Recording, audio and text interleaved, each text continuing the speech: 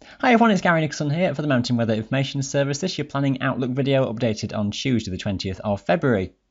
Now there's some major developments on the way as we go into next week as significantly cold air gets drawn across the country from the east. In the short term it's a fairly quiet story with high pressure in charge, but the wind chill factor will become more noticeable as those east or southeasterly winds strengthen through the weekend. We've got essentially dry conditions for the time being, but I think by next week further snowfalls are believable, focused on eastern areas. Now these charts show you snow depth as we go forwards into next week, and don't worry about the numbers as such, but just gives you the general feel for how snow is going to develop. And coming in from the east, initially eastern coastal counties, it will lie right down to the very lowest levels with the extensive cold air in place. But it's the Pennines, maybe even across into parts of eastern Wales, the borders, and the eastern Scottish Highlands that's the focal point for this snow coming in. It could be significant accumulations over these hills and mountains, widespread drifting with those strong winds.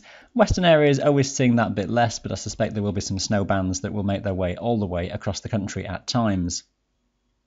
Let's have a look at the synoptic charts, and this is for these next few days, and not a great deal to see really. High pressure is across the country on Wednesday, extensively a bright day with most hills and mountains free of low cloud. Could just be some banks of low cloud though across parts of the Pennines, the Peak District and eastern Wales, tending to break up through the day. And there may be a few spits and spots on that weak front, but at most places it's a dry day with light winds all the way across the board.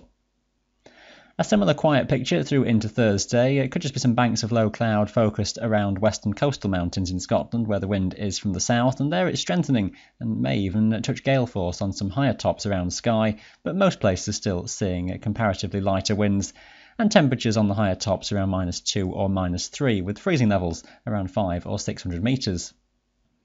Staying quiet through into Friday, a dry picture once again. High pressure is centred over Scandinavia, building increasingly strongly there. The wind flows in east or southeasterly, strongest across Wales and the South Pennines, and across Snowdonia could be up to 30 miles per hour or more, so feeling distinctly cold there. Across Scotland, we've got the risk of some banks of low cloud, once again around some far western coastal hills, a few banks of cloud elsewhere inland, but many tops should be in the clear. And your temperatures on the higher areas around -3, -4, all the way from Wales to Scotland. I think strengthening winds for all though as we go through into Saturday. Southeasterlies overall could well be up to gale force at 35-40 miles per hour across many of the higher tops, so severe wind chill factor in exposure then through the weekend. Essentially a dry story. There could be some banks of low cloud focused on more eastern hills, more toward the west, both in Wales, northwest England and across Scotland. You'll see extensive cloud breaks and many summits should well be in the clear through this time. And the same can be said for Sunday, with western areas faring best for sunshine and cloud breaks, while some banks of low cloud may plague some eastern districts. Strongest winds are focused on England and Wales, could be up to gale force again across the higher tops of the Pennines and Snowdonia, and some powerful gusts even coming down some of the valleys through some passes as well, and feeling then very cold. Scotland seeing relatively lighter winds, temperatures on higher areas somewhere around -4 or -5. Let's have a look at temperatures, and this is the 850 millibar chart. It's one that we show you quite often here in these videos. That's at around 4,500 to 5,000 feet in the atmosphere, so it gives us a usable steer for the temperatures on those higher tops. This is through Sunday, and at that stage you're between around -4 to -6 at that level. The coldest air is moving in, if anything, across England and Wales, so you could find the higher Lake District, the Pennines and Snowdonia is already down to -4, -5 on the high tops, but that air is only getting colder as we run through into the start of next week. 850 millibar temperatures by the time we go through into Monday are down below -10. Now that's the coldest air that we've seen during this season so far, and it will correspond to temperatures across Wales, the Pennines and Lake District at 800 or 900 metres down to -7 or -8.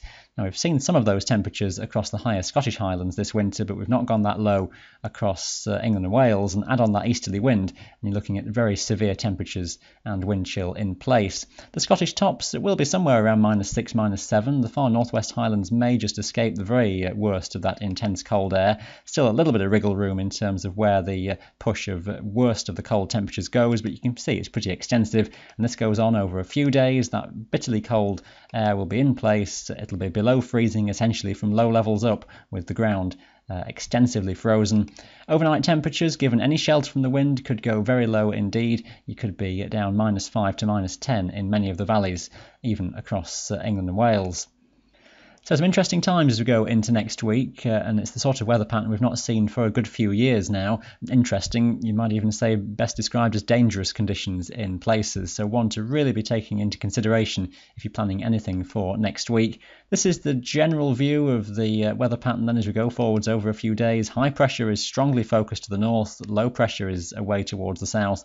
Easterly winds look like dominating throughout the week, very cold air in place, originating from Siberia, coming across Scandinavia, and the feed of air getting across the Baltic, around Denmark, across the North Sea, just picking up moisture, and I suspect will just run in with snow fairly frequently to eastern regions, so that's going to be the story of the week, I think. The next thing to watch then is an area of low pressure trying to nudge in from Biscay, and a lot of uncertainty just how things do play out by the end of the week, but if that starts to get in with fronts coming northwards into that cold air, then snow could just become increasingly extensive. And all of that snow will fall to the very lowest levels, so I suspect it will be a week where there's some disruption starting to occur. That's the pressure anomaly for the week as a whole, and that takes you through until the 5th of March, and high pressure strongly focused towards the north, low pressure very much towards the south. So I think even for a good couple of weeks into March, it wouldn't be surprising to see easterly winds and this cold pattern staying there. So any of the snow that's around is very likely to still be in place for a good few weeks ahead.